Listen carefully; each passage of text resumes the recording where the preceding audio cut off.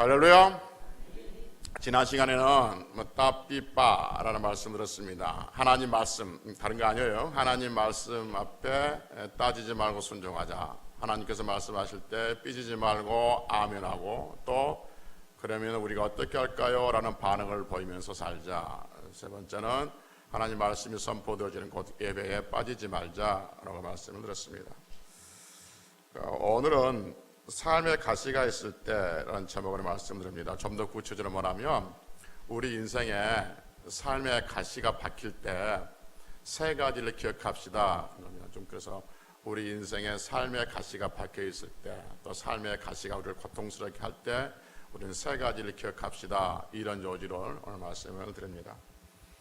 고린도후서 12장에 보면 사도 바울이 자기 자신이 본 환상에 대해서 잠깐 간증을 합니다. 그 간증 중에서 자신이 셋째 하늘을 봤다라고 간증을 하죠. 그러니까 낙원을 봤다는 거죠. 그 낙원을 가서 보니까 사람의 말이 아닌, 사람의 말로는 할 수 없는 그런 놀라운 어떤 광경을 봤다라고 말합니다. 그러면서 말하기를, 나는 이렇게 놀라운 셋째 하늘을 본 그런 경험이 있지만 나는 이 체험을 자랑하지 않겠다라고 말하면서 오히려 자기의 약한 것을 자랑하겠다라고 말합니다. 그러면서 자기 약한 것을 자랑하겠다면서 자기의 약한 것을 드러내요. 그 약한 것이 뭐냐면 사도 바울은 자기 안에 육체의 가시가 있었다는 거죠. 질병이에요. 질병. 그러니까 이 질병이 어떤 질병인지는 정확히 잘 몰라요. 어떤 사람들은 안질이라 하기도 하고 어떤 사람은 간질이라고 하기도 하는데, 하여튼 사도 바울은 자기 육체에 가시가 있었어요. 그러니까 이 육체의 가시가, 육체의 질병이 얼마나 고통스러운지 뭐라고 스스로 표현하냐면 사탄의 사자라고 해요. 사탄의 사자. 표현할 수 있는 최고의 고통스러운 부분이죠. 최고의 강한 그 표현을 하고 있어요. 나에게는 내 육체에 가시가 하나 박혔는데 이것이 나를 너무 고통스럽게 한다. 마치 사탄의 사자 같다. 이렇게 고통스럽게 한 거죠. 이것이 자기 자신을 늘 약한 것으로 이제 보고 있는 것이죠. 그러니까 여러분 생각해 봅시다. 사도 바울이 몸에 약한 육체 가시 질병이 있었단 말이에요. 질병이 있고 이 상태에서 여러 지역마다 다니면서 복음을 전하잖아요. 그러니까 복음을 전하면서 전하는 과정 속에서 다른 사람들이 바울의 몸 안에 있는 그 질병을 봤을 거 아니에요. 그러면 여러분, 누가 어디 아프다 그러면 보통 사람들 어떻습니까? 그냥 듣고만 있습니까? 그렇죠. 자기가 알고 있는 비법들은 다 전해줍니다. 간이 안 좋다 그러면 간에 안 좋은 것들, TV에 들었던 정보, 친구 들었던 정보, 경험들 다 전해줍니다. 그러니까 바울이 쭉 다닐 때마다 얼마나 많은 정보를 얻었겠어요. 제가 어렸을 때 목에 그러니까 초등학교 들어가기 전인지 아니면 저학년인지 잘 기억이 안 나지만 어떤 목에 뭐가 이렇게 났었어요. 일종의 종기가 났던 걸로 기억하는데 많이 아프고 불편했었어요. 어느 날 저희 어머니가 그 동네 친구분하고 밭에서 깨를 털고 계셨어요. 그래서 저는 이제 어머니한테 이제 밭에 깨 털고 있는 어머니한테 갔던 거죠. 그래서 어머니가 그 어머니 친구이기도 하고 나의 친구 어머니이기도 하고, 그 친구 어머니에게 내 목을 보여주면서 애가 이렇다고 뭐 약을 발라도 안 낫는다고. 그러니까 그 친구 어머니가 뭐라고 하냐면, 이거는 그 깨를 꼭꼭 씹어서 붙여주면 금방 낫는다는 거예요. 그리고는 그 다음에 바로 행동을 옮겨요. 깨 털고 있는 그때를 한 주먹 훅 씻고 있는 거예요. 불안해. 내 속으로 불안해한 거죠. 저희 어머니가 씹어서 붙여줘도 이거 더럽다고 안 할 건데 그분이 씹고 있어요. 지금 붙여주려고. 저는 속으로 정말 크게 소리쳤어요. 안 돼요. 더러워요. 싫어요. 얼마나 속으로 크게 소리 질렀는지 몰라요. 근데 속으로만 그러고 있고, 그냥 눈 지금 감고 있는데 다 씻고 뱉어가지고 탁 붙여준 거예요. 소름 돋도록 싫었었어요. 그래도 제가 감사합니다. 그리고는 뒤도 안 모르고 흘러 내려들지 말든지 집에 와서 빡빡 씻었던 기억이 납니다. 자기만의 비법을 저한테 가르쳐 준 거예요. 자기만의 비법을. 내 의사와 전혀 상관이 없이. 사도 바울이 다니면서 몸에 육체의 질병이 있었으니까 얼마나 많은 사람들이 그 비법들을 가르쳐 줬겠어요. 그래도 그 비법대로 했는지 안 했는지 모르지만은 안 난 거예요. 그래서 사도 바울이 하나님 앞에 기도해요. 몇 번 기도했다고요? 3번 기도해요. 3번 기도했다는 것은 정말로 간절히 기도했다는 거예요. 그러면 사도 바울이 어떤 사람이냐면 사도행전 20장에 보면 죽은 유두, 그러니까 3층에서 떨어지는 청년 유두고가 죽었어요. 그러니까 죽은 유두고를 기도로 살려낸 사람이에요. 이 바울이 그만큼 능력 있는 사람이에요. 근데 자기의 몸의 질병을 위해서 3번씩이나, 유두고는 1번 기도했거든요. 죽은 자가 살아났어요. 근데 3번 기도해도 여전히 육체의 가시는 떨어지지 않고 그대로 있어요. 여러분, 바울이 자기 자신의 육체의 가시, 질병을 위해서 하나님 앞에 3번 간절히 기도했어요. 근데 하나님께서 그 기도를 들어주셨어요? 안 들어주셨어요? 자신 있게 이야기해요. 기도를 들어주셨어요? 안 들어주셨어요? 들어주셨어요. 안 들어준 게 아니에요. 들어주셨어요. 들어주셨어요. 단지 내가 원하는 방향으로 아닌 거죠. 사도 바울은 어떻겠어요? 고쳐달라고 기도한 거예요. 근데 하나님께서 듣고 뭘 하시냐면, 됐다, 그대로 살아라, 내 은혜, 하나님의 은혜가 네게 족하다 라고 들어주셨어요. 우리는 안 들어줬다고 생각하는데 들어주셨어요. 그러니까 하나님 앞에 간절히 기도했더니 들어주셨는데, 어떻게 들어주셨냐면 그냥 그대로 살아라. 우리 상식으로 이해가 안 되지 않습니까? 우리 상식으로 말하면 사도 바울이 간절히 기도하니까 들어주었다, 할렐루야 이렇게 나와야 되는데 들어주지 않았다 이렇게 나오는 것처럼 보인다는 거죠. 그런데 하나님께서는 우리가 원하는 방식이 아니라 하나님께서 원하는 방식으로 들어주신 것이죠. 여러분, 왜 하나님께서는 사도 바울이 자기 자신의 육체를 위해서 간절히 기도를 했는데 고쳐주지 않고 고쳐주지 않는 것이 내가 너한테 베풀어 주신 선물이고 베풀어 주신 은혜다 그렇게 말했을까요? 왜요? 본문에 나와 있어요. 너무 자만하지 않게 하기 위해서. 자만하지 않기 위해서. 그래서 고린도후서 10장 7절에 보면 사도 바울이 뭐라고 하냐면, 여러 계시를 받은 것이 지극히 크므로 너무 자만하지 않게 하시려고 내 육체에 가시고 사탄의 사자를 주셨으니 이는 나를 쳐서 너무 자만하지 않게 하려 하십니다. 이렇게 말합니다. 여러분, 우리가 어떤 고통스러운 질병이 걸렸는데 그래서 하나님께 기도했습니다.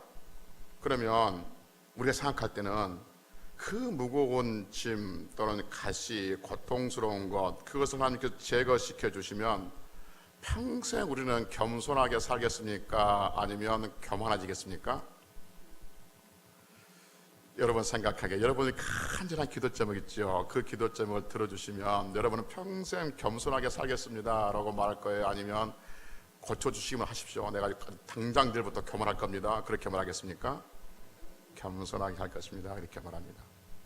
네, 하나님은 나보다 더 잘하신 분이에요. 하나님은 바울을 잘하신 분이에요. 너무나 많은 계시를 받았어요. 지극히 큰 계시를 받았어요. 그래서 하나님은 바울이 자만해지지 않게 하시려고 가시를 주세요. 그리고 그 가시가 내가 너한테 준 선물이다 하는 거죠. 그 가시 때문에 바울은 교만하지 않고 겸손하게 살 수가 있었던 것이죠. 여러분, 조금 전에 말씀드렸습니다만 바울은 각종 기적을 일으켰던 사람이에요. 바울이 손수건을 누가 갖다 얹기만 해도 낫던 기적을 일으켰던 사람이 바울이에요. 그런데 하나님께서 보시기에 바울에게 이렇게 큰 은혜를 베푸고 이렇게 큰 계시를 주었는데 가시가 없으면 충분히 교만할 수 있는 가능성이 있다는 거예요. 이게 바울이 그러는 게 아니라 모든 인간들이 그래요. 모든 인간들이. 성경에 보면 역대하 26장 6절에 보면 우시야 왕에 대한 이야기를 해줘요. 우시야가 하나님 앞에 겸손하게 잘 섬겨요. 그랬더니 하나님께서 잘 섬기는, 하나님을 잘 순종하고 섬기는 그 우시야를 망하겠습니까? 강성하겠습니까? 잘 이해가 안 되십니까? 상식으로 생각해 보십시오. 우시야가 하나님 말씀을 잘 순종하고 하나님 말씀을 잘 지키고 백성들을 잘 다스려요. 우상 숭배 안 하고 다 우상 숭배 물리쳐버리고 깨버리고. 그랬더니 하나님께서 그를 강성하게 하셨을까요? 하나님께서 그를 망하게 하셨을까요? 강성하게 했어요. 뭐 어려운 게 아니잖아요. 강성하게 하셨어요. 근데 그 성경 다음 이야기 뭔지 아십니까? 우시야가 강성하여짐에 교만해져서 이렇게 말합니다. 그리고 어떻게 하죠? 교만해져서 나병이 생겨요. 그리고 평생 동안 나병 환자로 죽어요. 자기 조상의 묘실에 들어가지 못해요. 교만해서 생긴 거예요.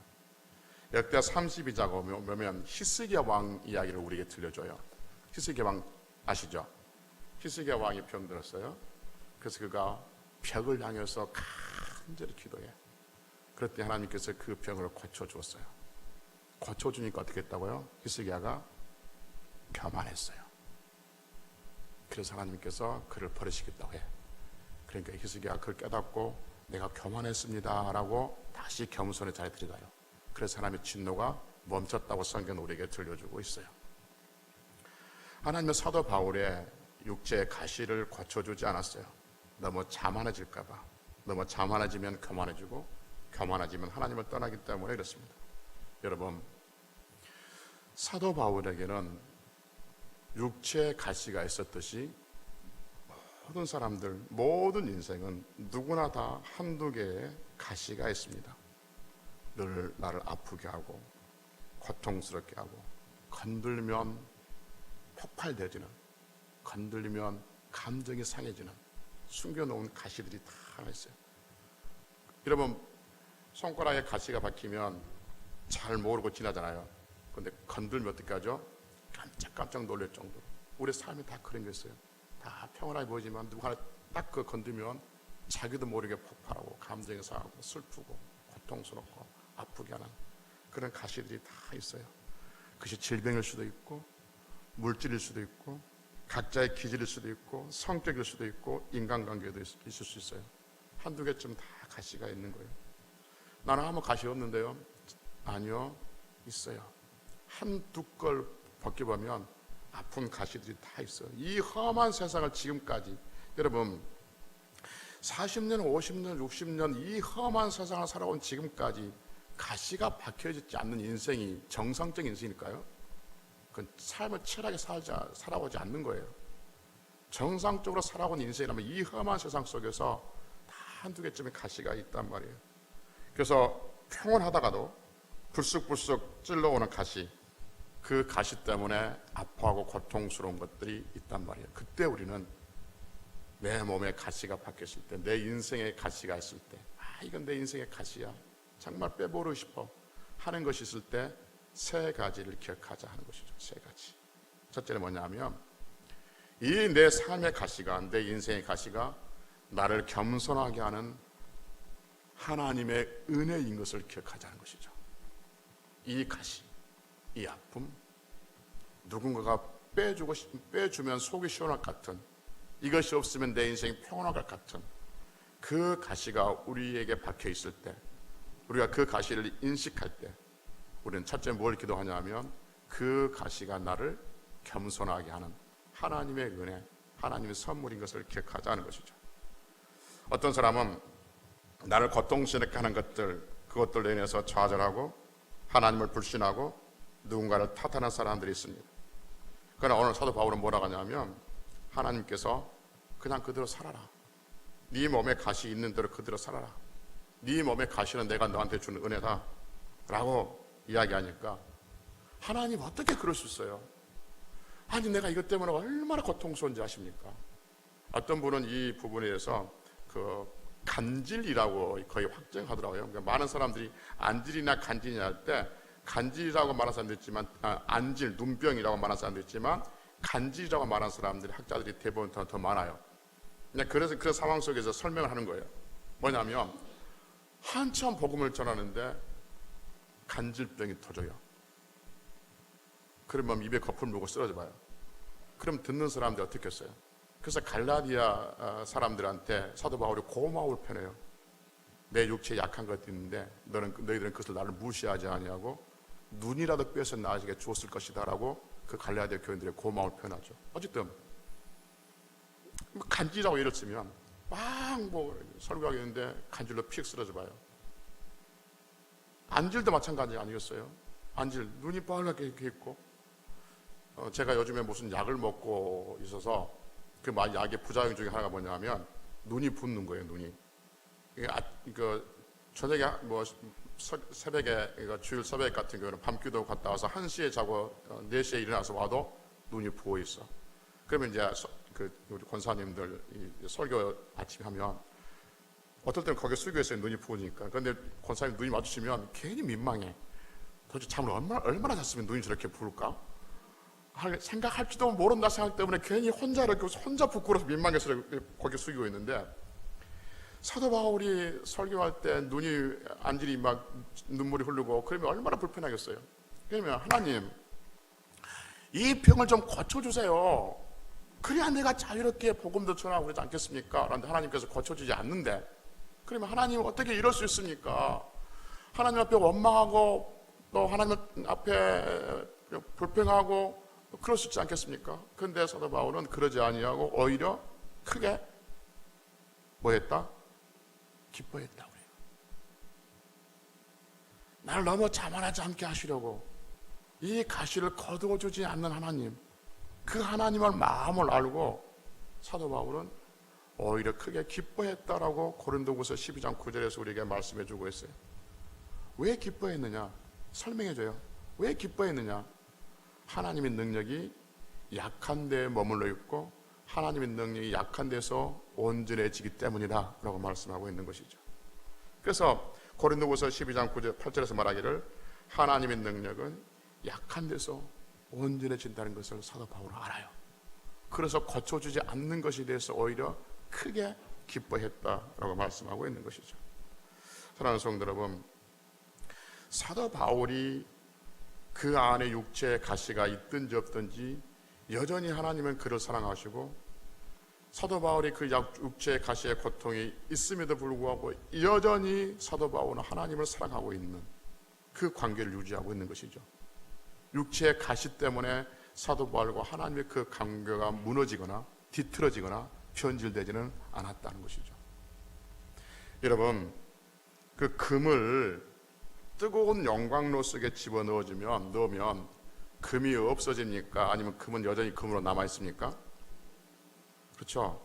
그러니까 금 두꺼비, 금 반지, 금 목걸이를 뜨거운 영광로 속에 넣어 놓으면 금 반지 형상은 없어지고 금 목걸이 형상은 없어지고 금 두꺼비 형상은 없어진다 할지라도 여전히 그 금은 금의 가치로 있는 것이죠. 그리고 그 속에서 뭐 하냐 하면 금 안에 있는 불순물들은 다 제거되어지죠. 그래서 더 그 금은 더 대우받고 더 가치 있는 금으로 인정을 받게 되어진 것이죠. 하나님께서 우리의 삶을 그렇게 연단시켰을 때가 있다 그 말인 거죠.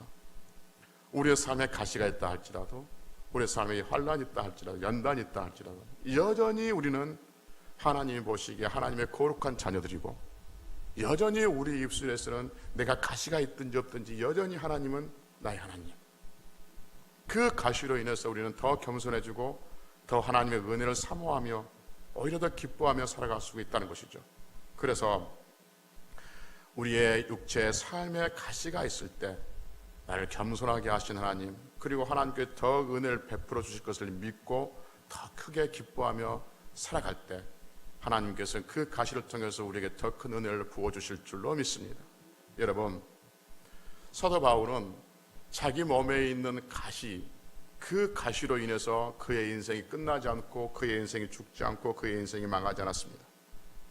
사도 바울의 마음을 가시가 힘들게 할 수 있었지만, 그러나 그것으로 인해서 하나님과 관계를 멀어지기는 하지는 못했다 하는 것이죠. 여러분, 우리의 인생의 삶에 있어서 아픈 부분들, 우리 인생의 가시 같은 것들, 그것들을 전에도 몇 번 말씀드렸지만 그 가시가 우리의 인생을 절단내지 못합니다. 그 가시가 우리의 인생을 부인하지 못합니다. 그 가시로 인해서 오히려 우리는 믿음 있는 자들은 하나님 앞에 더 크게 기뻐하며 감사하며 그렇게 승리할 수 있는 성들이 될 수가 있다 하는 것이죠. 그래서 삶의 가시가 있다고 있을 때 좌절하지 마시고 더욱더 겸손하게 하나님의 은혜를 앙망하며 그렇게 살아가 있는 성들 되시기를 주의 이름으로 축복합니다.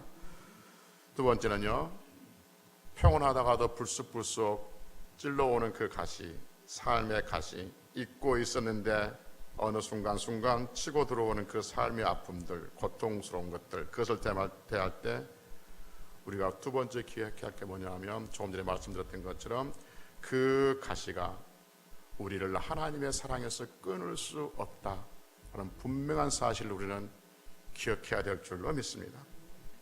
왜 나만 이런 고통이 있을까? 왜 나에게 이런 빼지지 않는 가시가 있을까? 그 가시로 인해서 우리가 우리 하나님의 사랑에서 끊을 수 없는, 그 가시가 우리를 하나님의 사랑에서 끊지 못하게 하는 그 하나님의 놀라운 축복이 있다는 것을 기억해야 하는 것이죠. 그래서 여러분, 로마서 8장 35절부터 36절까지는 39절까지는 우리가 잘 아는 말씀 우리에게 들려주고 있잖아요. 누가 우리를 그리스도의 사랑에서 끊을 수 있으랴?